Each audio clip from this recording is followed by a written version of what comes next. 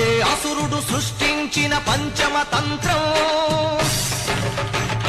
నరజాతిని వంచిన దారుణ కుల మంత్రం, నరకబడిన శంభూకుని శిరం సాక్షిగా, తెగిపడిన ఏకలవ్య బొటన వేలు సాక్షిగా, ముంతల చీపురుల మన దీనగతం సాక్షిగా, ప్రశ్నించిన ప్రతి చోట